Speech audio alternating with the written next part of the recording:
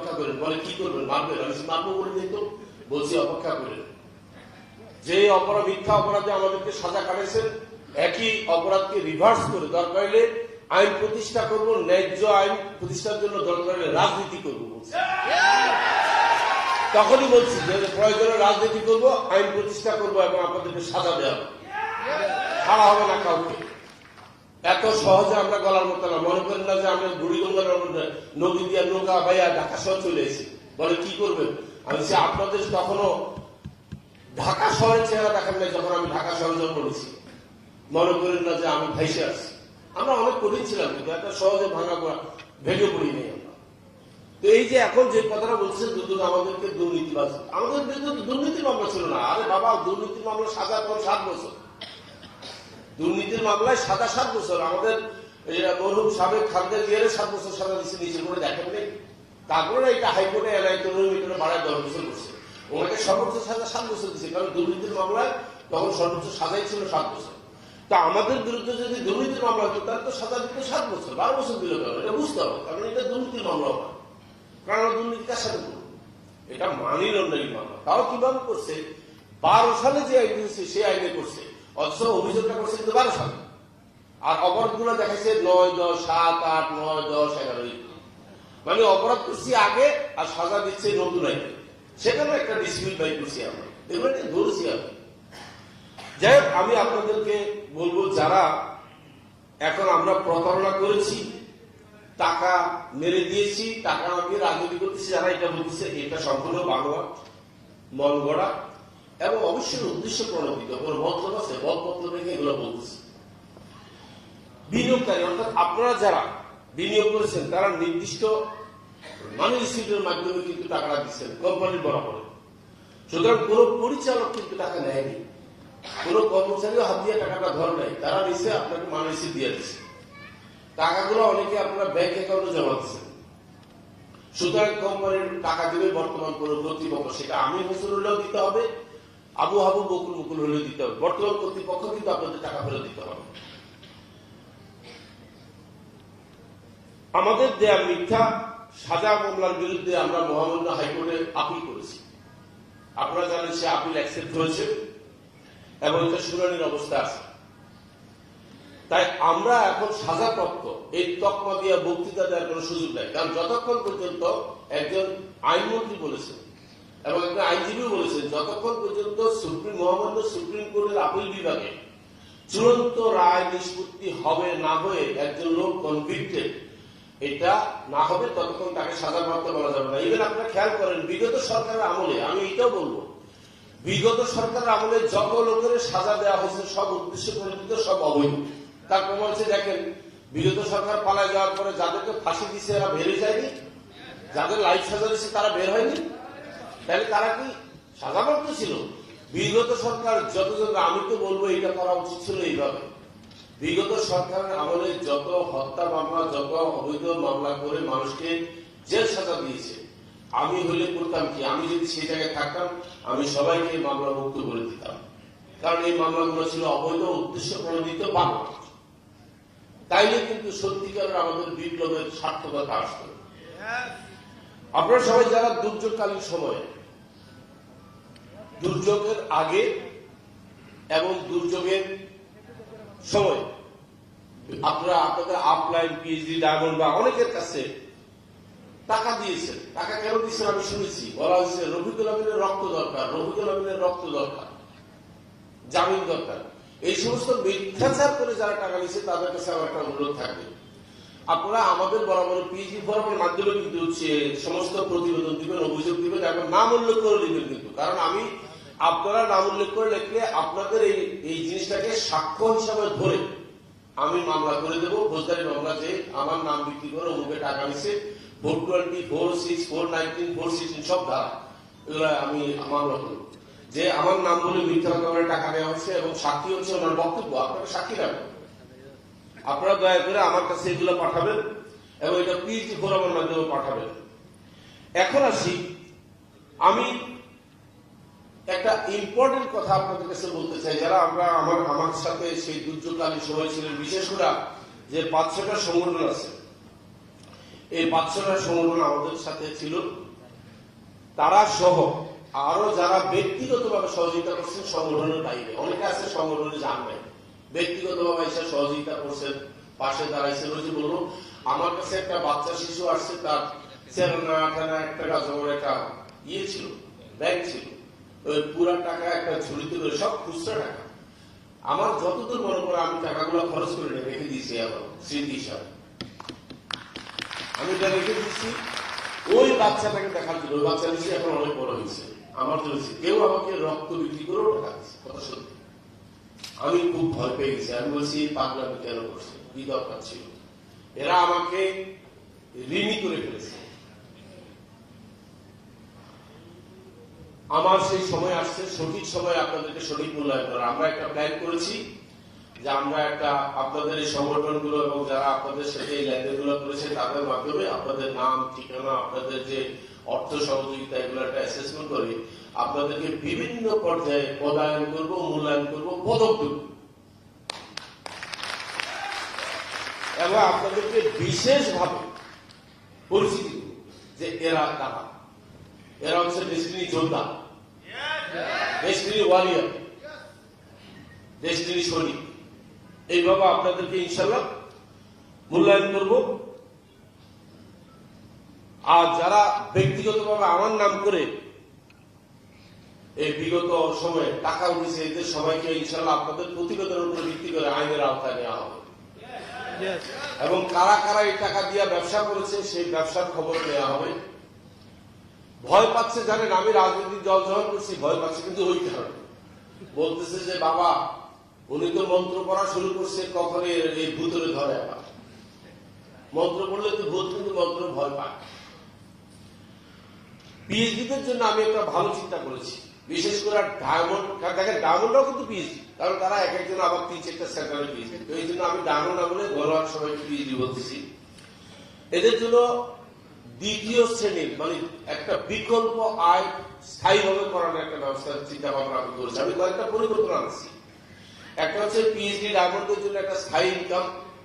আপনি বলবেন silver, gold, platinum, এদের মধ্যে রাখছি প্রতিযোগিতা। এদেরকে বলবো যেহেতু স্থায়ী ইনকাম ওখানে আছে, তুমি বাবা তাড়াতাড়ি পিএইচডি হয়ে যাও, তাহলে সে কিন্তু আমি যদি তারে যদি স্থায়ী ইনকাম দিই তাহলে সে আর সিলভার করা আগাবে না, আমার তো হয়ে গেছে।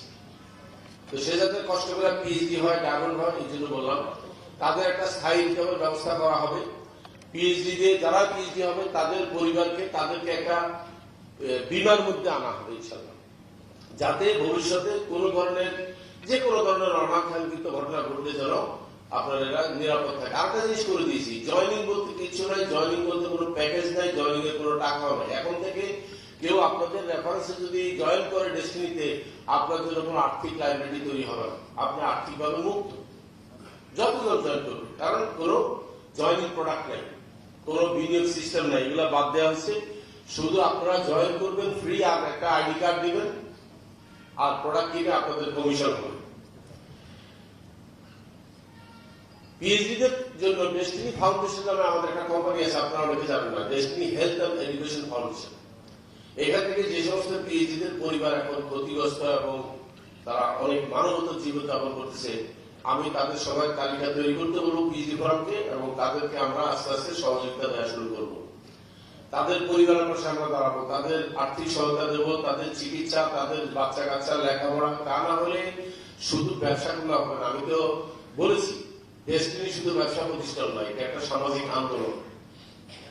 আমরা কিন্তু একটা সামাজিক আন্দোলন, আমরা শুধু ব্যবসা করতে আসিনি। ব্যবসা আমাদের একটা ধারা, এইভাবে আমাদের টাকা আসবে, কিন্তু আমাদের অনেক কর্মকাণ্ড আছে, থাকবে। আমরা স্পোর্টসও বেশি, আপনারা দেখছেন।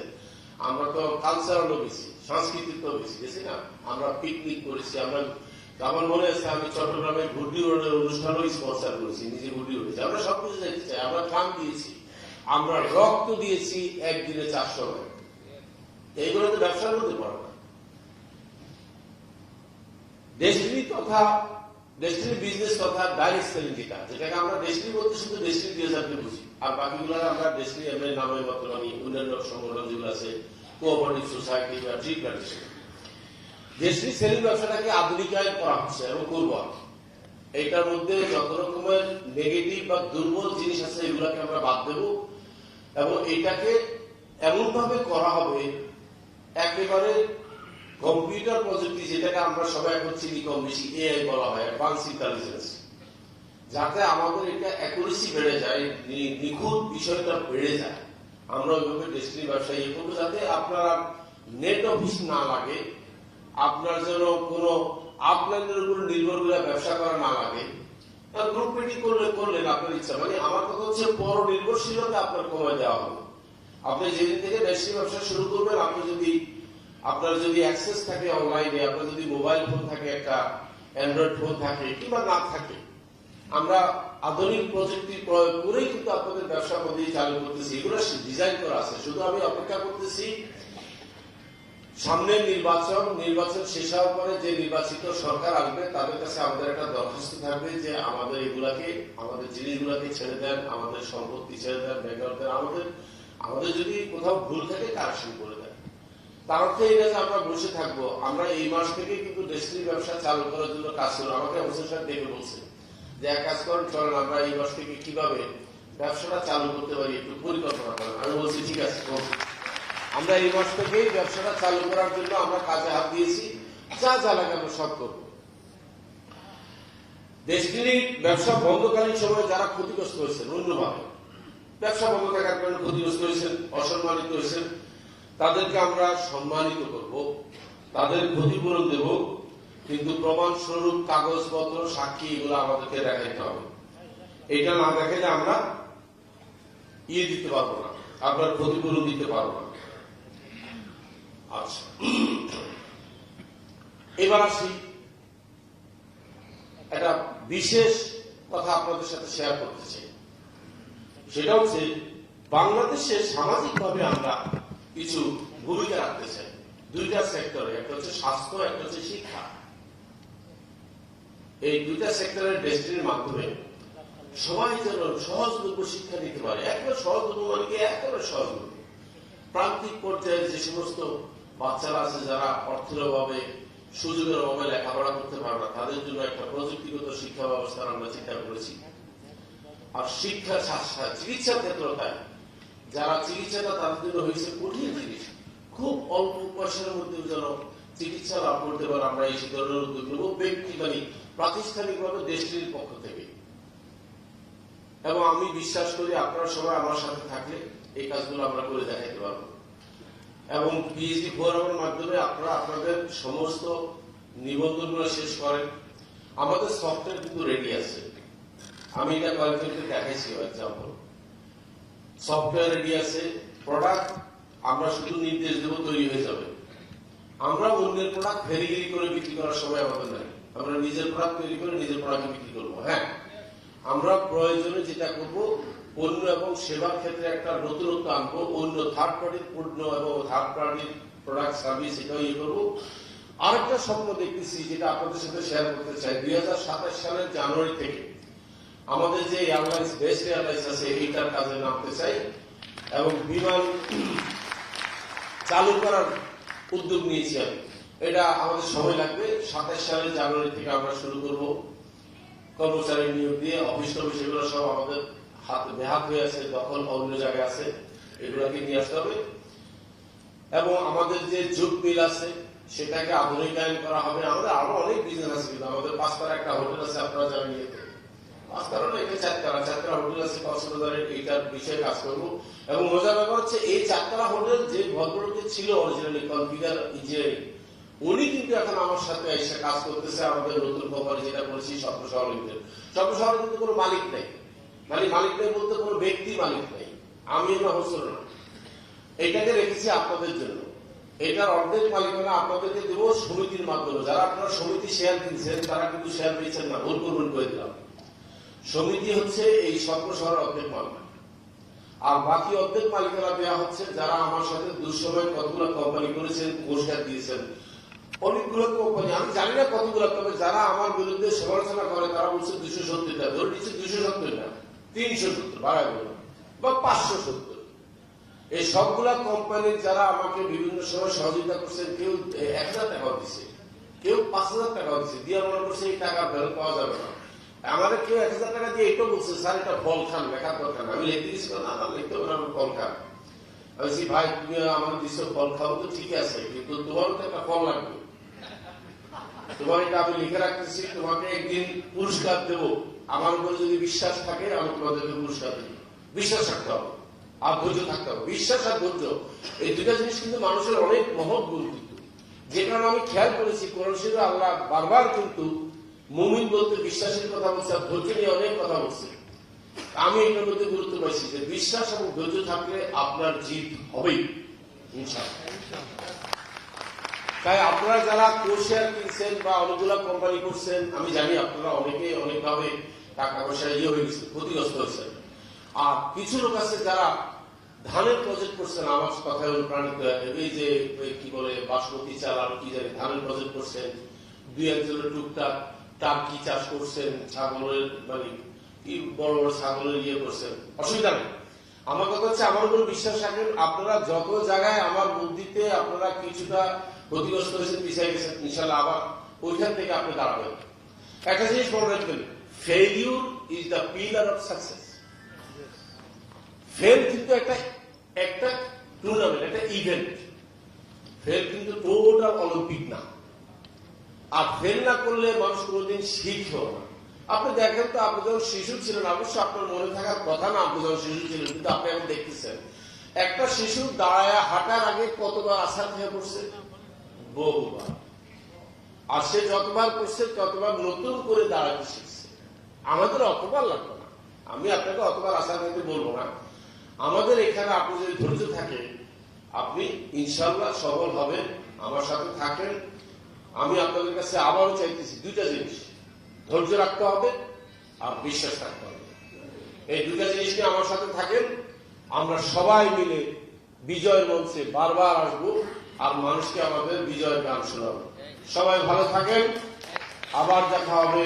আল্লাহ হাফেজ। বাংলাদেশ দীর্ঘজীবী হোক, দেশটির ডিস্ট্রিবিউটররা দীর্ঘজীবী হোক এবং দেশটির ডিস্ট্রিবিউটরদের পরিবারবর্গ সবাই দীর্ঘজীবী হোক। আল্লাহ তাদের নেক হায়াত দিক, নিরাপদ হায়াত দিক এবং রোগ মুক্ত, অভাব মুক্ত হায়াত দিক।